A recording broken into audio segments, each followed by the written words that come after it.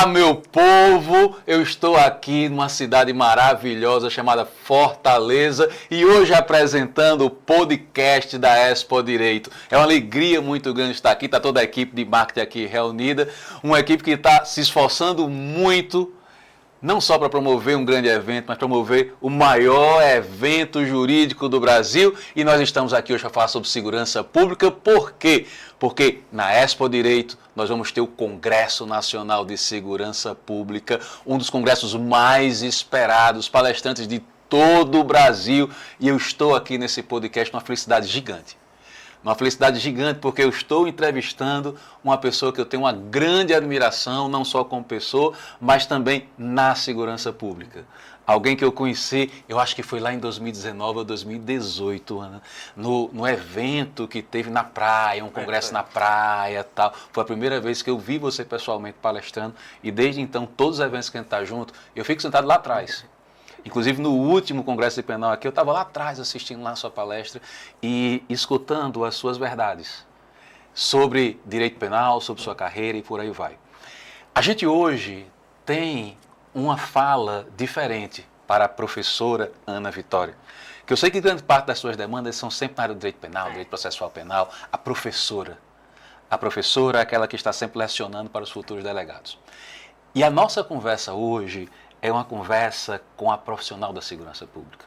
É aquela que em um dado momento, lá no seu interior do estado, resolveu ser concurseira, porque a base de todos nós foi um concurso público, que teve que lutar contra a noite, contra a madrugada, que teve muito perrengue para chegar onde você se encontra e que é o sonho de muita gente, ser um profissional de segurança pública.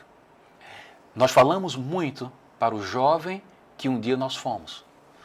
E nós vamos ter aqui em Fortaleza um congresso especificamente de segurança pública. A segurança pública é hoje, como você também sabe, a maior demanda da sociedade. É o maior grito de uma sociedade. E nós escutamos muitas falas de pessoas que minimamente não entendem um pouco da nossa realidade. Nós somos segurança pública em uma sociedade, e aí é o meu sentir, e não sei se é o seu, de muito apedrejamento. Como policial militar, eu passei uma parte da vida sem nunca ter visto um protesto da sociedade por a morte de um policial. E eu já vi bairros sendo fechados pela morte de criminosos. Eu queria começar essa fala, Ana, depois de registrar minha alegria e minha admiração, com a seguinte pergunta: o que significa um congresso de segurança pública na Expo Direito? Tem a ver uma coisa com a outra? Casa a coisa? O que é que você espera também? Qual a sua expectativa? Primeiramente, queria cumprimentar a todos, agradecer o convite, falar o quanto me sinto honrada de ter sido convidada para ser palestrante, como me sinto representada por você, coordenando esse congresso, que vai ser um divisor de águas dentro de um evento jurídico, né? Trouxemos a visão da segurança pública.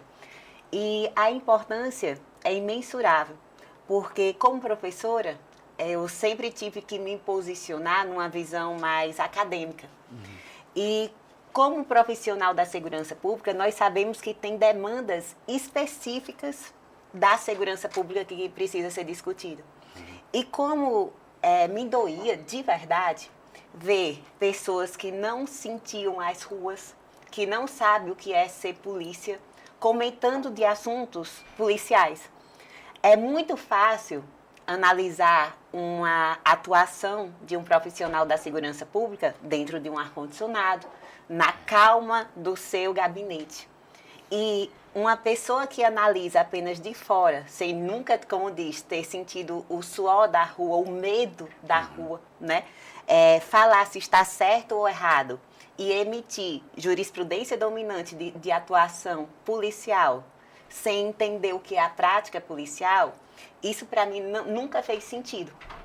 E há necessidade dos temas da segurança pública serem discutidos por profissionais da segurança pública, para que chegamos a soluções e essas soluções elas tenham expressividade de chegarem aos tribunais superiores, entendendo a outra visão principalmente a visão das ruas. É muito forte você querer quantificar, por exemplo, quantos disparos configuram uma legítima defesa. Se você não entende que num confronto, numa troca de tiro, onde o policial ele já entra numa desvantagem, ele entra num habitat estranho, ele entra com, muitas vezes, armamentos de menor potencial ofensivo do que os próprios elementos que ele vai buscar prender em flagrante, e que num confronto você não sabe nem de onde está vindo o disparo, muitas vezes. E você não tem a capacidade de fazer como um estande de tiro, onde você faz uma mira alça, massa, isso não existe. E 3 seria suficiente. Eu já enfrentei casos que um elemento recebeu 3 disparos na cabeça e continuou correndo, frente à adrenalina. Então, é muito relativo. É muito relativo você querer configurar, quantificar a aplicação dentro do direito na segurança pública sem ser especialista em segurança pública.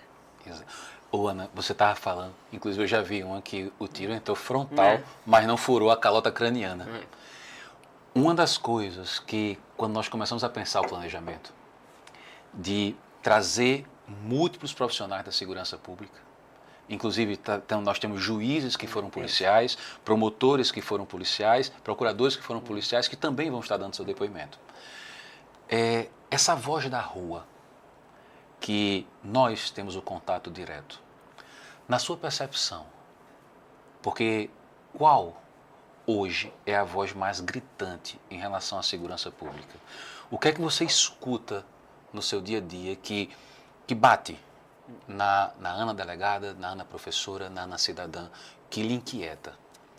E conectando a questão do nosso congresso, você conhece boa parte dos palestrantes que estão lá.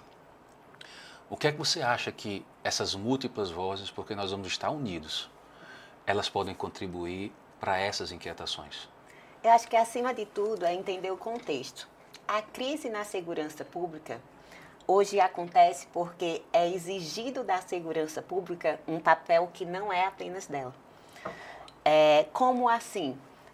A polícia, claro, ela precisa fazer o seu papel, tanto a ostensiva como a judiciária. Sendo que a diminuição da criminalidade, ela não depende única e exclusivamente desse braço do Estado. Precisa de políticas públicas, a gente fala em saneamento, em moradia, em educação. Precisa de toda uma estruturação do judiciário, conjuntamente, precisa de um sistema penitenciário. Sem contar outros inúmeros fatores que dependem de uma efetiva diminuição da criminalidade. Nós somos apenas um dos ramos, dos vieses de combate. A última coluna. E muitas vezes é igual a ponta do iceberg. É só a gente que é visto. Então, quando aumenta a criminalidade, é a segurança pública que falhou. Por que não falhou também a educação? Por que não falou também o saneamento básico? Né? Mas sempre é a segurança pública que falhou. Porque é bem mais fácil encontrar um demônio para os problemas do Estado. Um inimigo objetivo. Um inimigo objetivo.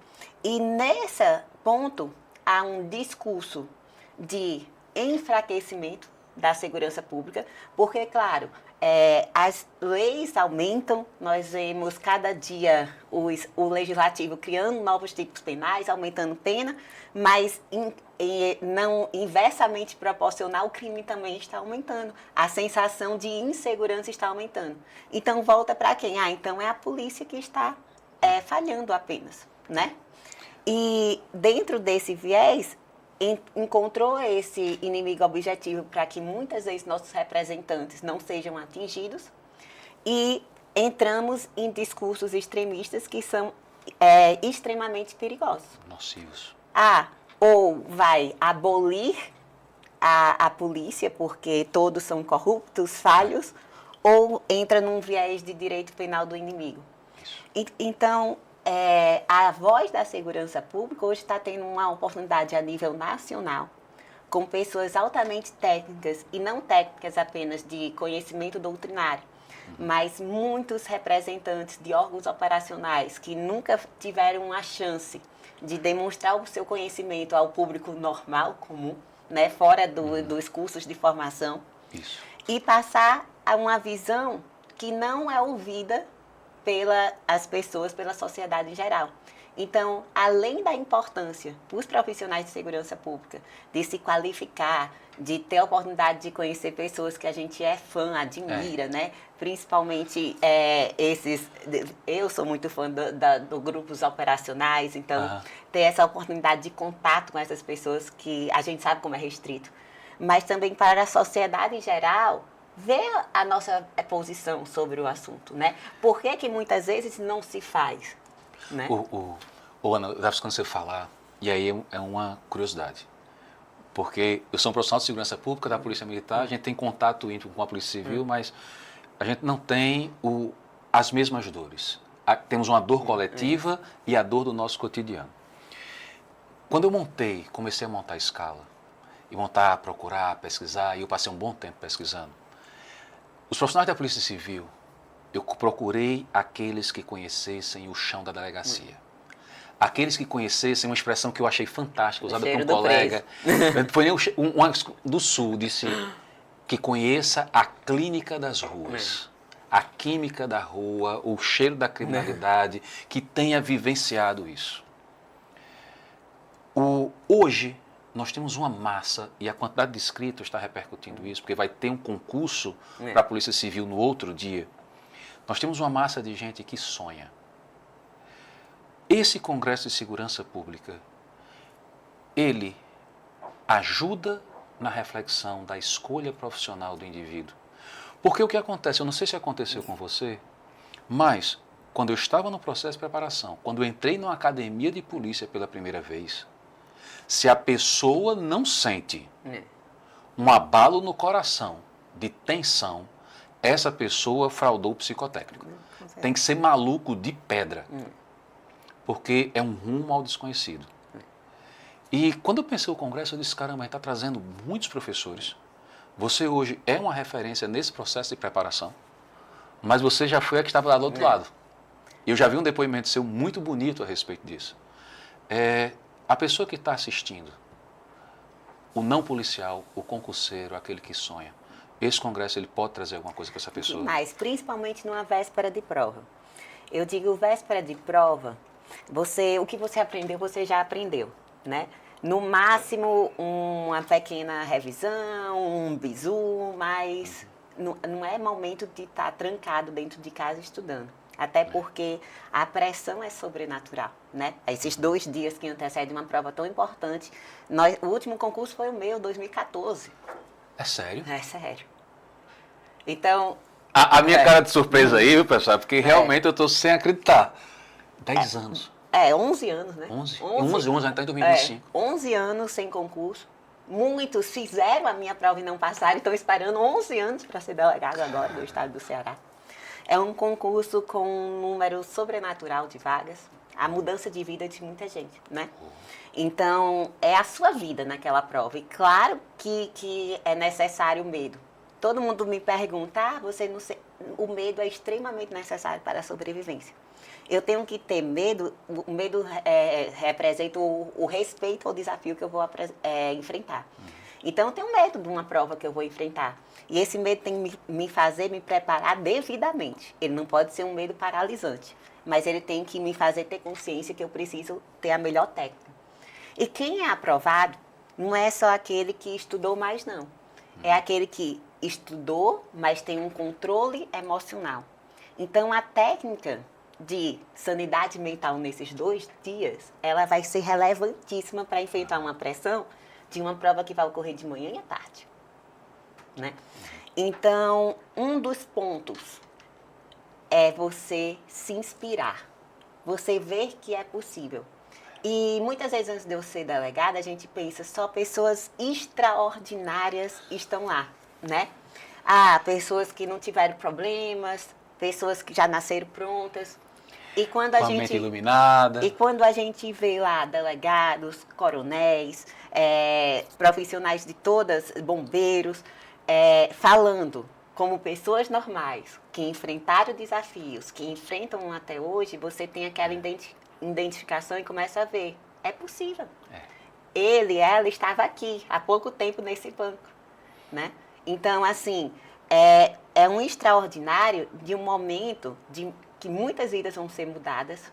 E se hoje eu fosse fazer o concurso, eu não perderia de estar lá, me inspirando, me arrepiando com a fala desse povo, que eu quero ser igual. E tem uma coisa que você falou aí, que quando você disse, vendo algumas pessoas que a gente admira aqui no mundo distante, as pessoas normalmente pensam que apenas aquele que está escrito no Congresso, ele está indo encontrar alguém que a gente admira, que é fã, que acha distante. A gente é impactado. Hoje eu conversei com 2 colegas de segurança pública que eu nunca vi pessoalmente. Mas a minha alegria foi tão grande em estar conversando sobre o Congresso, o tema, tudinho. É gente que eu li as obras. É gente que eu li as obras, é gente que eu acompanho nas redes sociais. E eu sou impactado. Ajuda a nos renovar. Principalmente quando a gente começa a chegar mais perto e percebe que é um ser humano que apesar dos seus problemas, fez uma escolha. Fez uma escolha por tentar proteger o cidadão, fazer o seu melhor trabalho, entregar aquilo que pode e que muitas vezes não deixa transparecer nas redes sociais o desafio que enfrenta na sua vida comum. E interessante que vai ser a visão, usando o termo da Polícia Militar, de todas as patentes. Não está vindo só o comandante-geral, não. Tá vindo o sargentão lá, tal. Está tendo a oportunidade de realmente mostrar o que é segurança pública, desde de gestores, a operacionais, a pessoas mais técnicas, a quem tá no início, a quem está no final. E isso mostra realmente, né, a voz da segurança pública. Eu lhe parabenizo por isso, porque muitos congressos, quando a gente fala em segurança pública, chama apenas quem está sentado nas cadeiras de gestão, sem tirar a competência e a maestria deles estarem presentes, mas poucas vezes dá chance a um cara que é o operacional, né? Que não usa o terno e a gravata e está lá sentado ao lado do governador e ele vai ter a oportunidade, né? Então é muito interessante essa parte. Você falando isso, teve 2 momentos de muita alegria quando eu estava fazendo os convites, teve vários. E eu estava procurando 2 delegados que estavam começando, do contato, tal. E eu achei, quando eu achei assim, eu disse, rapaz, esse aqui, achei um delegado de São Paulo e Rio. Quando eu fiz a ligação, a surpresa, a alegria, a entrega, a vontade, tal, isso é muito bom. Isso é muito bom. Agora, uma curiosidade. Aliás, uma curiosidade minha não, que eu sei que é uma curiosidade do pessoal, porque eu já sei. Todas as ligações que eu fiz, todos os contatos que eu fiz, inclusive com você, eu deixei o tema livre. E minha única sugestão foi que o seu tema esteja conectado a uma realidade de uma necessidade do Brasil. Que a sociedade não é o que ela queira escutar, é o que ela precisa escutar. Para aqueles que nunca tinham participado de um congresso notório, eu informei qual a nossa massa de público. Porque as pessoas, quando chegarem aqui no dia 23 e 24 de maio, elas vão ter uma grande surpresa. Porque esse é um congresso de segurança pública que furou a bolha. Porque o Congresso de Segurança Pública que nós observamos no Brasil é o policial falando, o policial escutando. Seja ele militar, civil, federal, o que for. É polícia para polícia. E na minha primeira fala, quando eu fui convidado, eu disse, é um Congresso de Segurança Pública para o cidadão brasileiro. Tanto é que nós temos inscrições de pessoas que não têm nada a ver com direito. Ana Vitória falar sobre o quê? Eu acho que... Qual o seu tema essencial? Eu vejo 2 grandes ramos de problemas gritantes hoje que o Brasil está enfrentando.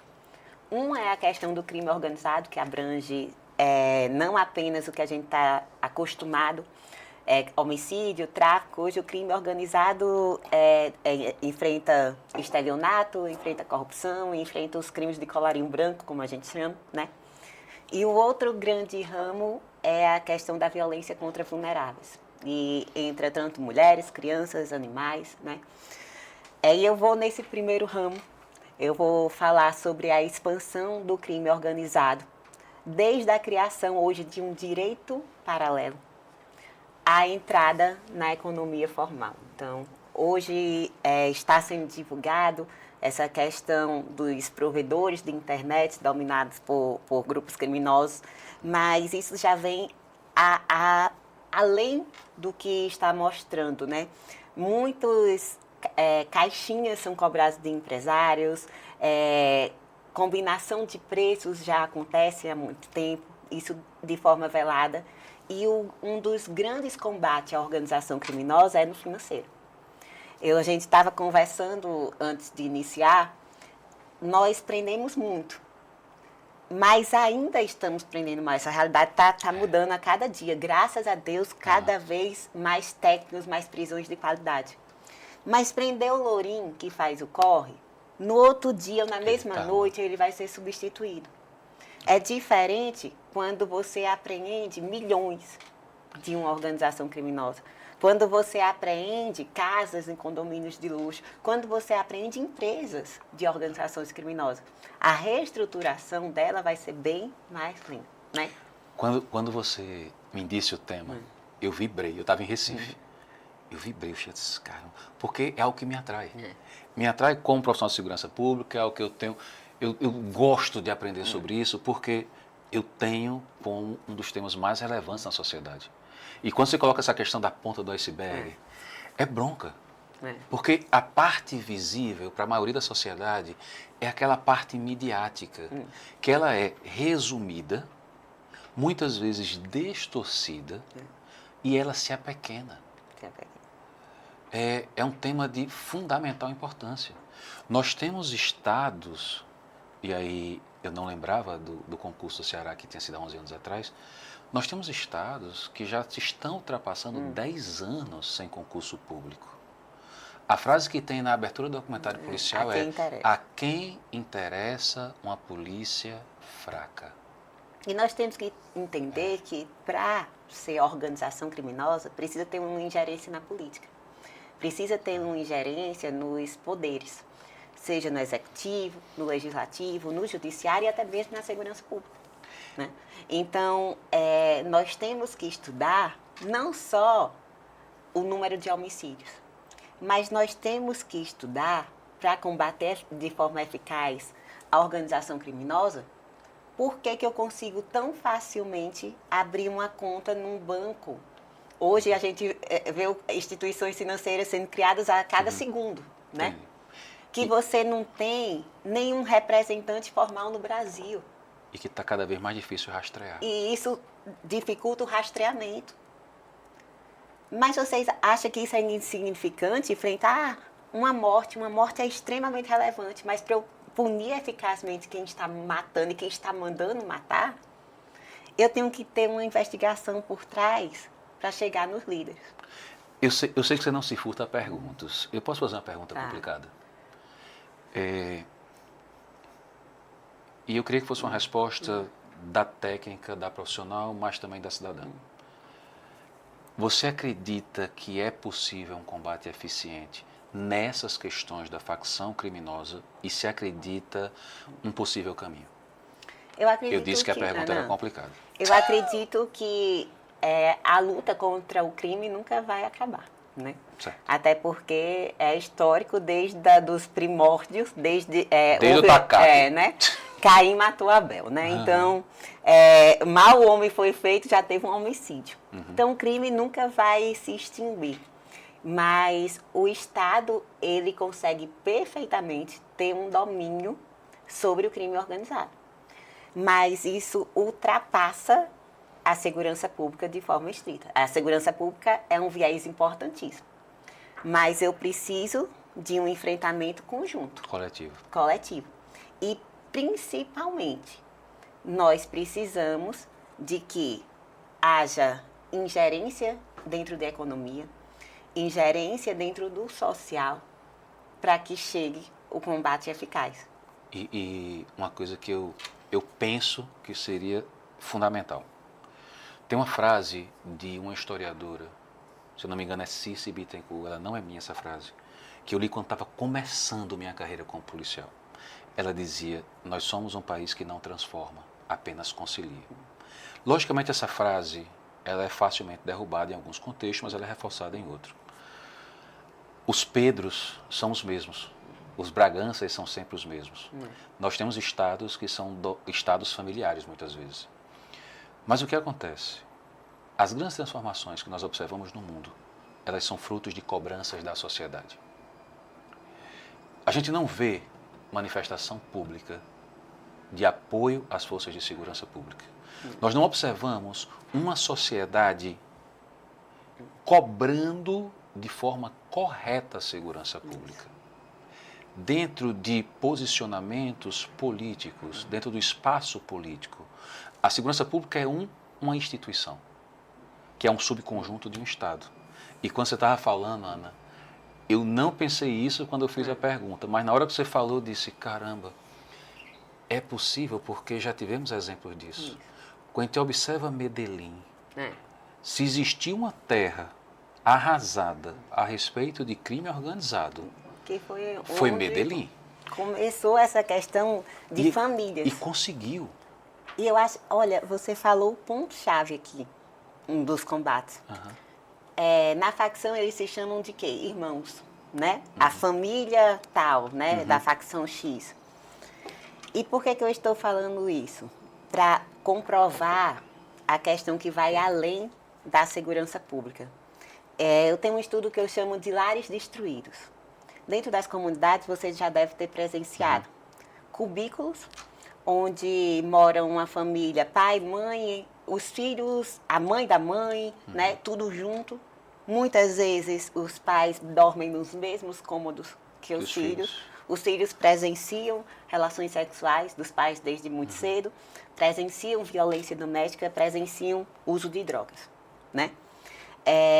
Frente a uma forma, a droga entra muito fácil na família, né?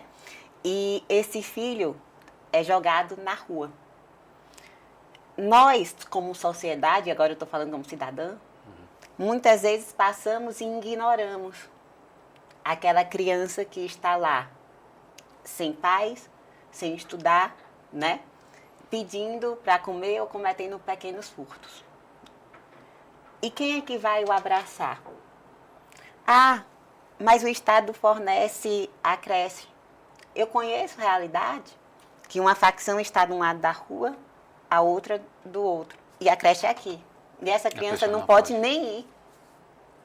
Porque a partir de 12 anos ele já é considerado do bairro X e uma ameaça do território da outra facção. Eu estou falando isso em Brasil, não é só, não é estado de Ceará. Não, lógico.